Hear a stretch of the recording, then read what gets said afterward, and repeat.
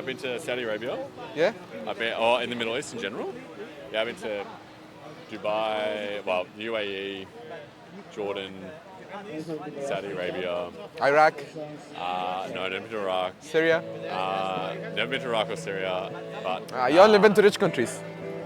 Well, yeah, because tourism, like as a Makes sense. foreigner, you're like... Makes sense actually. Yeah. So, brother, what do you know about Islam? Like, how much do you know about the religion? I don't know how to answer that question. What are the maybe I'm a beginner, I would say. Like I've traveled, I've talked to a lot of people, I've read a little bit here and there. I have an interest in like spirituality and... Do you follow in religion? I don't feel like I do right now. But are you I've like always felt theistic? I feel like I'm spiritual. Like theist? I believe in Athiest. Yeah, I believe in... like there is a I believe in creator, greater power, something. Yeah. That's good, alhamdulillah, that's good. believe You in- want to step ahead, that's good, alhamdulillah. We are. But what do you think of like the great power? Like, is it like a conscious being or is it just a power? I don't think I've got like a firm view on that. Sometimes... No, mostly I think it's like a very esoteric entity. But do you believe that you have connection with the power? Or do you believe in this at least? Yeah, I think that everyone is connected with that. Yeah, I agree with But you. I don't think they're a human per se, or anything I agree with like you. us. Well, Yeah. this is what we believe in Maybe Islam. like a weird, crazy, not an alien, but like there's something. Yeah. This is what we believe as Muslims. This is our concept of God. There is nothing like him. He's not a human. He's not a statue. He's not anything like that. He's beyond this universe. This is what we Totally, believe. yes. This is what we believe. So we believe that God interacted with humans.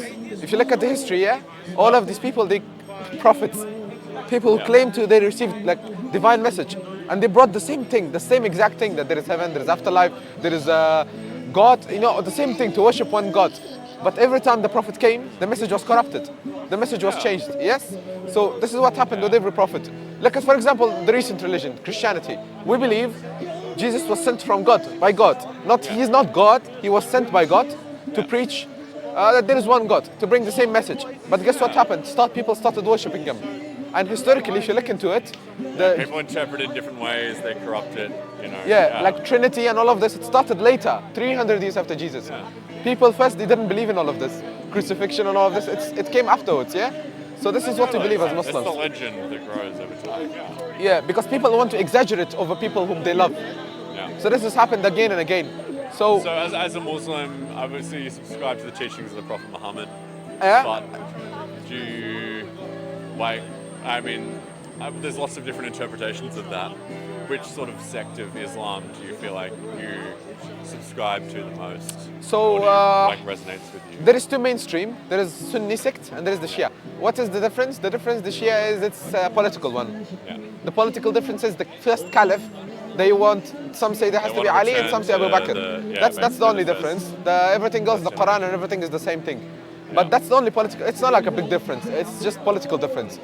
And that's the difference. But the Sunni school of thought, Sunni, it comes from the word Sunnah. Sunnah means tradition. So we follow the tradition of Prophet Muhammad sallallahu alaihi wasallam. I don't know if you're familiar with, we do everything that Prophet Muhammad sallallahu alaihi wasallam did. He ate with his right hand. He did all of these things, like we follow it step by step. Whatever that's called Sunnah. And we follow the Sunnah of Prophet Muhammad. Yes? And this is the majority of the Muslims, like 92, 91% of the Muslims. And then we got like Shias who are like 67, 8%. And it's more of like a political thing. So And do you think that, would you say that you're like more orthodox in your approaches and you Sunni is like the orthodox. Written? So Sunniism is like more orthodox. They go straight back to Qur'an and the speeches of Prophet Muhammad.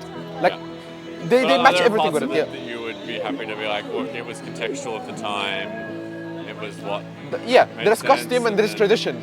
Costumes, obviously, they're the things of the time. But traditions of Prophet Muhammad, no. Because they're sent for all time. Because morality itself is a subjective thing. It's his and her opinion. Someone this, someone that. But where does objective morality come from? We say Islam, God. Because God knows everything. He created the universe. He knows better about it than me and you. And then there's a cultural overlay to that. Like for example, I'm Afghan. In our culture, they do things with women which are not Islamic. It's not mentioned in the Quran and the Hadith. It's just people are like being so protective. It's overprotective, exaggerated protective. That's why what they do, like they ban schools, they all of this stuff, So that's culture. Everyone should have an opportunity to live the life that they want and a bit of freedom, I so guess. that's culture. That's not like from the Qur'an and Hadith. It doesn't say in the Qur'an and Hadith for women not to be allowed to go to schools. This is culture, Afghan culture. Because I know about the culture. I was brought up in there. So whereabouts are you from? I'm Afghan myself. Afghan. Oh, fantastic. So it's culture. So now we have to differentiate between culture and religion. So that's the problem with that, which people cannot differentiate between culture and religion, because that's an unfortunate thing. But so we believe Prophet Muhammad is a prophet of God, and we don't just believe it because we believe it. That's it. Like because my father told me. We have reasons it's because it's a critical questioning and an understanding. Yeah. So we have signs of Prophet Muhammad being a prophet. For instance, I wasn't Muslim. I was agnostic. This brother in your back, he was Greek Orthodox. Yeah. Yes, this brother, he was also, I don't know what he was atheist or Christian something. And there are many brothers in this table that you would see them not being Muslim. They became Muslim. That brother is Chinese, for example, and that other brother on that table, they're all like reverts. Half of us, more than half of us are reverts. People who became Muslims. So we looked into it, we rationally considered it, and then we made the decision. For example, may I tell you, why do we believe that Prophet Muhammad is a prophet of God? What is it that make him special? So we believe Prophet Muhammad is a prophet of God, which came after him many prophets. Like he came after many prophets.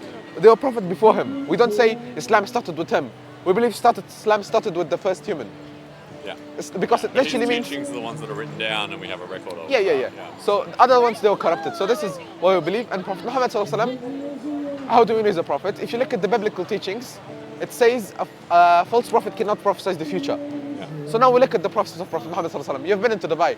Prophet Muhammad ﷺ said, the barefoot, shifted, naked, destitute Arabs will compete with each other in building high structures. And UAE, in Dubai, it was the exact same description. 50 years ago, it was a barren land. It was desert. Then the oil was discovered. Fishing villages. Yeah. Yes. Then the oil was discovered, and then they built Burj Khalifa. And the Saudis are now building Kingdom Tower. Yeah. So they're competing, the tall buildings. How could Prophet Muhammad know about this, for example? Geographically, the Arabian deserts, they're becoming green land. Yeah. And Prophet Muhammad told us about that. He said the Arabian lands will become green again. Isn't this like surprising? There was a historian, he wrote a book about Islam. I forgot his name. He said the Muslims, overtaking Persia and Rome is like the people in Iceland overtaking US and Russia. Prophet Muhammad ﷺ, there was a battle called Battle of Khandaq. In this battle, the non-Muslims, they wanted to get rid of Muslims because Islam was a new thing to them. Because they were all pagans, so it was a new thing to them. And those pagans, they were monotheists in a time. Because we believe the Arabs, they came from Ismail, one of the sons of Abraham. So they used to be monotheists. Then there was this guy, his name was Amr ibn Lahay al-Khuzai. He went to Iraq and he saw some people having statues. So they said, if I want to go pray to God for crops, I go to this statue, for this statue. He brought this tradition to Arabia. And then people became polytheists after that. So before that, they were monotheists. So they hated the message and they wanted to get rid of Muslims, yeah? So they surrounded Muslims from all the time, all over. And there was tens of thousands of them and there was a few hundred Muslims. And in this time that they have to be depressed, that they are about to extinct, they're about to all die, Guess what is Prophet Muhammad telling them? Prophet Muhammad ﷺ is giving them the glad tidings of the conquest of Persia, Abyssinia, Rome, Egypt, and Constantinople. And guess what happened? These people were conquered afterwards. So imagine you're in this situation of distress and you're speaking about big things like this. People will call you crazy. Yeah, imagine me and you are here, yeah? And you guys are my followers, I'm your prophet, for example. And this entire Melbourne city is getting rid of us, yeah? They want to get rid of us. They don't like us. They call us heretics, yeah? And I tell you guys, wait. You guys will conquer Russia, US, China, North Korea. All of you will think I'm mad. So this was the exact thing with Prophet Muhammad ﷺ. Yeah? So think about it. This was the exact thing with Prophet Muhammad ﷺ. He was speaking about the superpowers at that time. I'll tell you another one. So do you subscribe to a secular or non-secular society? Do you think that I guess that there should Do you think the government should impose a religion, or do you think that people should choose and government should be? It actually depends. If it's a Muslim majority country and the Muslims have the rule there, or it have to be Islamic. Because we believe our morality is subjective, as I said. So there is objective morality, and that's from God. Yeah. And even if we don't like that morality, that's the point of this world. We do those things which I don't like. I like to drink, but I don't do it. Everyone's got to figure it out. Yeah. I like to drink, but I don't do it because God said so. So if we genuinely believe this is from God and there is a hereafter and Prophet Muhammad is a prophet of God, why should I not obey God? That has to be the question that should come, you know? So first we have to establish if this is from God or not. If this is not from God, no. Well, I will not even follow it to begin with. Leave alone imposing it in the government. So if there is a country with 90% Muslim population, then yes, there has to be Muslim rule. But if it's a country like this, Australia, no, because there aren't much Muslims in here. So no, it's not. Okay. So this is what we believe. And Muslims actually want to impose Islam. Muslims, they want. You will not see any Muslim that will tell you we don't want Islam. So if there are Muslims, according to the democratic value, like people choose what to do. So if people want the Islamic rules, why should we stop them? You know what I'm trying to say? Yeah. So Yeah, I think I understand. Yeah. So I'll tell you another one, and then I will let you go. I've got a last one, and then I'll let you go. Yeah, Promise. please. So Prophet Muhammad ﷺ said, people will come from the east with small eyes, and he mentioned the river called Tigris. And he said there will be a city. There was no city at that time there. And he said they will have hairy shoes, and they will destroy the city. So they will take over the city, right? And the Muslims will divide into 3 groups. And he said about them that so he said about this, and look at this now. There was a city beside this river built called Baghdad in Iraq. And then people came from the east with small eyes with the exact same description. Mongols came from the east with small eyes, with hairy shoes, and with the exact same description that Prophet Muhammad described them, and they destroyed the city of Baghdad. And they destroyed the Muslims. And Prophet Muhammad said, the worst of them in Jahiliyyah will be the best of them in Islam. Jahiliyyah means ignorance. So they were ignorant, so it means they will convert to Islam. For example, Umar radiallahu anhu was the worst person in ignorance, and he became the best person in Islam. He became the caliph of the Muslims. So the Mongols, they came with this, and then they all converted to Islam, most of them. You know Mongols converted to Islam? You know Uzbekistan, Tajikistan, Turkmenistan, Kazakhstan, Kyrgyzstan, Ottoman Empire, Seljuk Empire, Timurid dynasty, all of them, they were Mongols, they became Muslim.